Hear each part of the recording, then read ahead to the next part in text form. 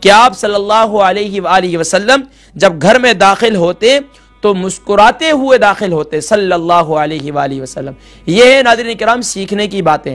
آج عید کا دن ہے، آج غصہ سال کے 12 مہینے چلتا رہتا ہے، تو سال کے 12 مہینے غصے کرتے رہتے ہیں، تو آج کے دن جو ہے غصہ نہیں کرنا ہے۔ اور ویسے بھی پیارے نبی صلی اللہ علیہ وآلہ وسلم کی جو سبحان اللہ زوجہ ہیں، ان کی بیوی ہیں، ہماری ماں ہیں سیدنا عائشہ صدیقہ رضی اللہ تعالی عنہ، تو پیارے کریم آقا علیہ الصلوۃ والسلام کے بارے میں کیا ارشاد فرما رہی ہیں کہ نبی صلی اللہ علیہ وسلم جب بھی گھر میں داخل ہوتے ہیں تو چہرے مبارک پر مسکراہٹ ہوتی صلی اللہ علیہ وآلہ وسلم۔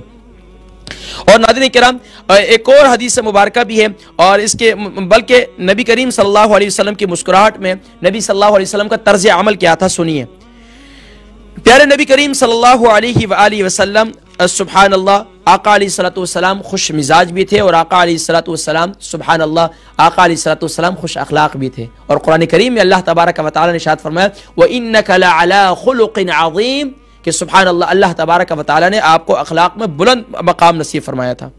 اور یہاں تک کہ آقا علیہ الصلوۃ والسلام بچوں سے بھی مزاح فرمایا کرتے تھے۔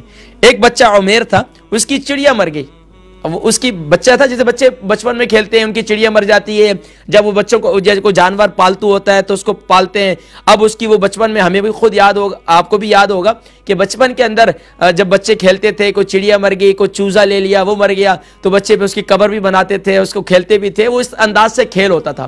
تو نبی کریم صلی اللہ علیہ وآلہ وسلم جو ہے ایک دفعہ گزر رہے تھے تو ایک بچے کو دیکھا کہ وہ چڑیا سے کھیل رہے تھے، اور پھر آقا علیہ الصلوۃ والسلام نے اس کی چڑیا مر گئی، اور نبی کریم صلی اللہ علیہ وسلم نے ان سے فرمایا سبحان اللہ فرمایا کہ یا ابا عمیر ما فعل النغیر صلی اللہ علیہ وسلم، یا ابا عمیر ما فعل النغیر، اے بچے کیا ہوا، یعنی کہ سبحان اللہ کہ آقا علیہ الصلوۃ والسلام کتنی شفقت فرما رہے ہیں، اس کا دل بہلا رہے ہیں، اور فرما رہے ہیں کہ بچہ فرمایا اب بچہ جو ہے ظاہری بات ہے اپنے چڑیا کے، اپنے چوزے کے، جو بچپن میں بچے ہوتے ہیں ان کو اپنے چھوٹی چھوٹی چیزوں سے بڑی محبت ہوتی ہے، بڑی محبت ہوتی ہے۔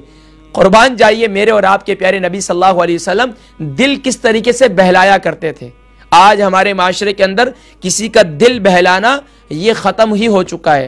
اب تو یہی ہے کہ کوئی سکون میں ہے تو سکون میں کیوں ہے، اس کو سکھ میں کیوں ہے، اس کو تو پریشان کرنا ہے، اس کے چہرے پر جو ہے اس کے آنکھوں میں آنسو بہانے۔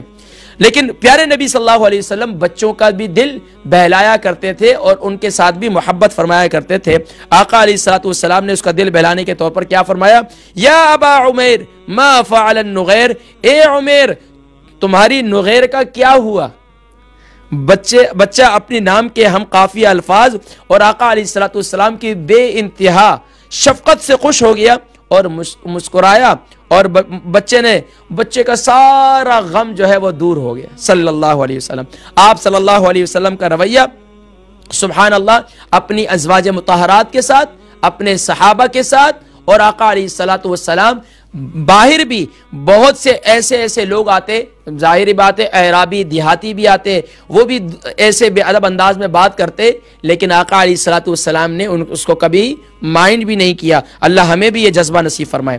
ایک مرتبہ حضرت صہیب رومی رضی اللہ تعالی عنہ کچھ کھجوریں کھا رہے تھے، ان کی ایک آنکھ میں تکلیف بھی تھی، یہ دیکھ کر ایک صحابی رضی اللہ تعالی عنہ نے آپ صلی اللہ علیہ وسلم سے عرض کیا کہ یا رسول اللہ صلی اللہ علیہ وسلم اس صہیب کو دیکھیے کہ اس کی آنکھ دکھ رہی ہے پھر بھی یہ کھجوریں کھا رہے ہیں، یعنی کہ اب طب کے اندر اب کھجوریں کھا رہے ہیں، اس کا تعلق تو آنکھ سے نہیں ہے نا۔ بعض لوگ سمجھیں گے کھانا کھجور تو ہے منہ سے، تکلیف آنکھ میں ہو رہی ہے، لیکن کھجور کی تاثیر گرم ہے، تو آنکھوں میں ظاہری بات ہے گرمائش ہے، تو جگر میں گرمی ہے، اس بات کی بھی علامت ہے۔ اب یہ طبی میرا موضوع ہے لیکن اب اس طرف نہیں جا رہا میں۔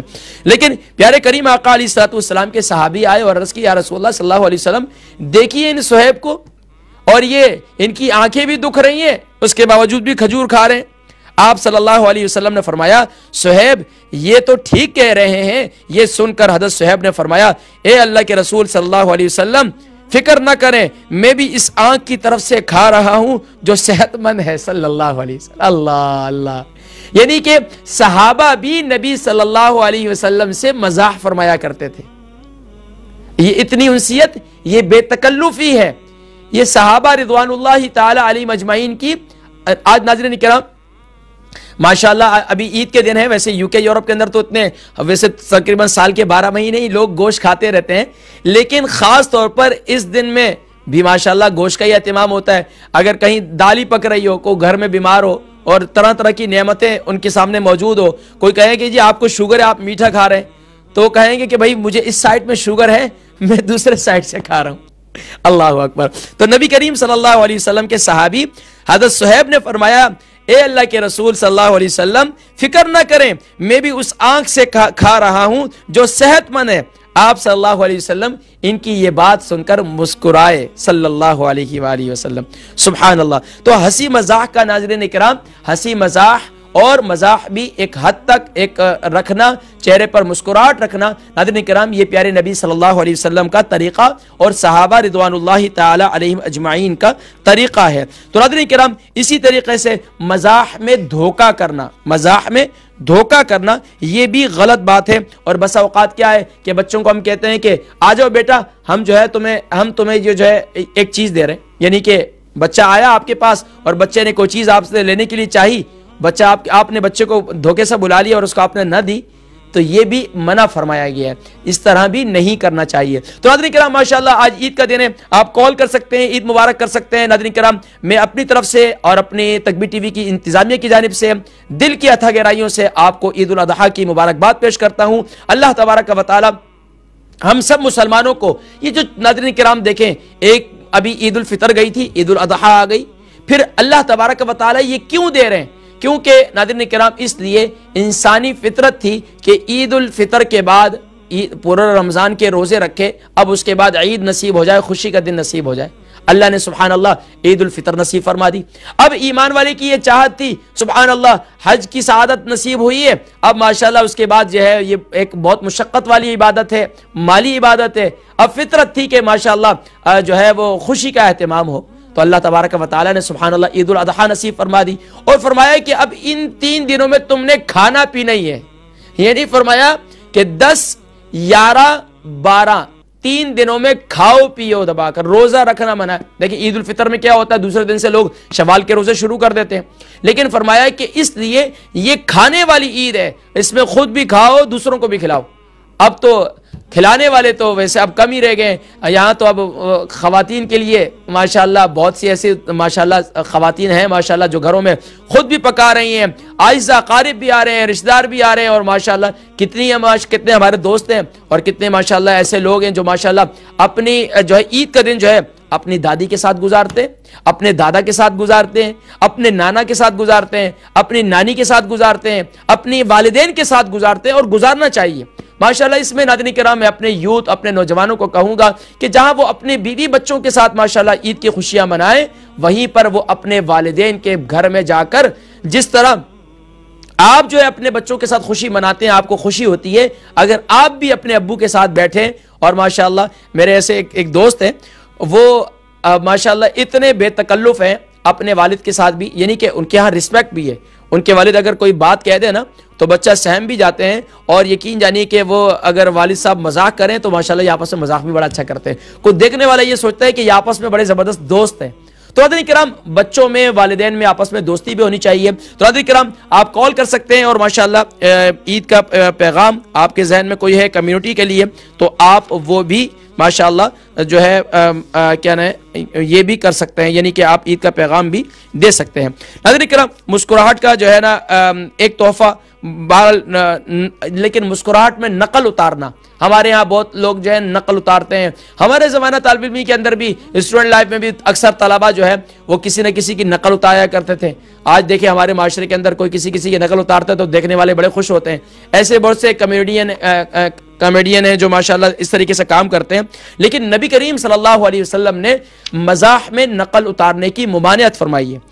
رسول کریم صلی اللہ علیہ وسلم نے ارشاد فرمایا، جو شخص دوسرے لوگوں کا مذاق اڑاتا ہے آخرت میں اس کے لیے جنت کا دروازہ کھولا آخرت میں اس کی جنت کا دروازہ کھولا جائے گا اور اس کی طرف اسے بلایا جائے گا۔ جب وہ گھسٹتا اور سسکتا ہوا وہاں پہنچے گا تو دروازہ اس کے لیے بند کر دیا جائے گا۔ اسی طرح وہ برابر جنت کے دروازے کھولے جائیں گے اور پھر اس کے لیے بند کیے جائیں گے، یہاں تک کہ وہ مایوس ہو جائے گا اور پھر بلانے پر دروازہ کی طرف نہ جائے گا۔ اللہ اکبر. یہ حدیث مبارکہ ہے کہ کسی کی نقل اتارنا آج ہمارے معاشرے کے اندر قرآن کریم میں وَلَا تَنَابَزُوا بِالْأَلْقَابِ، کسی کو برے القاب سے پکارنا نہیں چاہیے. اور یہ بھی ذہن میں رکھیں، حدیث ہمارے ہاں مزاح میں ایسے کامیڈین ہیں اس قسم کے مذاق کرتے ہیں، لیکن اس میں بھی ایک دیکھیں ایک حد تک تو ٹھیک ہے، لیکن ایسا مزاح کرنا کہ جس سے دوسروں کی دل جوئی تو آپ کر رہے ہیں لیکن ایک کسی کی دل آزاری بھی آپ کر رہے ہیں، تو یہ بھی غلط طریقہ ہے. کیونکہ ماشاءاللہ دیکھ رہا ہم آج کا دور میڈیا کا دور ہے اور میڈیا میں ماشاءاللہ طرح طرح کے معاملات چلتے رہتے ہیں، لیکن یاد رکھیے اس کو بھی ہمیں سمجھنے کی ضرورت ہے. آج عید کا دن ہے تو میں نے سوچا چلو ہنستے ہنساتے ان باتوں کا بھی تذکرہ ہو جائے اور اس میں ساتھ ساتھ میں اصلاح کا بھی پہلو ماشاءاللہ زیر غور رہنا چاہیے. حضرت اما عائشہ صدیقہ رضی اللہ تعالیٰ عنہ فرماتی ہیں کہ ایک مرتبہ میں نے کسی کی نقل اتاری تو نبی کریم صلی اللہ علیہ وسلم نے منع فرمایا اور ارشاد فرمایا مجھے تو کوئی بڑی دولت بھی کسی کے نقل اتارنے پر ملے تو میں کبھی بھی نہ اتاروں صلی اللہ علیہ وسلم. کیا ارشاد فرمایا؟ آج ہمارے یہاں یہ دولت کے لیے سارا کچھ کرتے ہیں، نقل اتارتے ہیں، سب کچھ کرتے ہیں. فرمایا نبی صلی اللہ علیہ وسلم نے اگر کوئی مجھے بڑی دولت بھی دے تو میں پھر بھی کسی کے نقل نہ اتاروں. تو اس سے ہمیں کیا پتا چلا کہ ہمیں کسی کی نقل نہیں اتارنی چاہیے. حضرت معاذ بن جبل رضی اللہ تعالیٰ عنہ فرماتے ہیں کہ نبی کریم صلی اللہ علیہ وسلم نے ارشاد فرمایا جو شخص کسی کو اس کے گناہوں پر عار دلائے، اور فرمایا کہ دیکھیں کوئی کسی کو نہ کہتا ہے کہ تو ایسا ہے، تو ایسا ہے، تو ایسا ہے، اس کو تنقید کرتا ہے اور اس کے گناہ پر ہنستا ہے. آقا علیہ الصلوۃ والسلام نے ارشاد فرمایا من ضحک ضحک، جو کسی پر ہنسا وہ ہنسایا جائے گا. اب ہمارے معاشرے کے اندر کیا ہے، کسی کی کوئی بات ہے مذاق، دیکھو اس کو، اس کے دیکھو، اس کی دیکھو، اس کے کیا کرنا ہے، کیا کرنا ہے، مطلب کیا کرنی ہے. آپس میں خواتین ایک دوسرے کا مذاق اڑاتی ہیں، دو ایک سائڈ پہ ہو گئی، تیسرے اس کا مذاق. یہ غلط طریقہ ہے. مزاح بالکل جائز کریں، چہرے پر تبسم، لیکن اب انسان کی فطرت ہے 24 گھنٹے کوئی ہنس نہیں سکتا. 24 گھنٹے جو ہے کوئی ماشاءاللہ ہر وقت جو ہے وہ یعنی کہ مسکراہٹ تو چہرے پر رکھ سکتا ہے لیکن 24 گھنٹے کوئی ہنس نہیں سکتا. لیکن اگر اس کا وتیرہ یہی ہو کہ لوگوں کی نقل اتارنا کسی نہ کسی ذریعے سے، لوگ کہتے ہیں کہ ہم دوسروں کو خوش رکھنے کے لیے ایسا کرتے ہیں. ہاں دوسروں کو خوش رکھنا، چہرے پر مسکراہٹ میں کرنا، یہ تو صدقہ ہے، لیکن جھوٹ سے کام لینا اور اس میں اس طرح مذاق کرنا کہ جس میں کسی کی نقل ہو، تو یہ آقا علیہ الصلوۃ والسلام نے منع فرمایا ہے. نبی کریم صلی اللہ علیہ وآلہ وسلم کی ایک اور حدیث مبارکہ ہے. نبی کریم صلی اللہ علیہ وسلم نے ارشاد فرمایا ہے کہ آدمی وہ بات کرتا ہے جس کے پاس والے ہنسیں اور اس کے باعث وہ دوزخ کی سریا پر دور پڑا رہتا ہے. اللہ اکبر.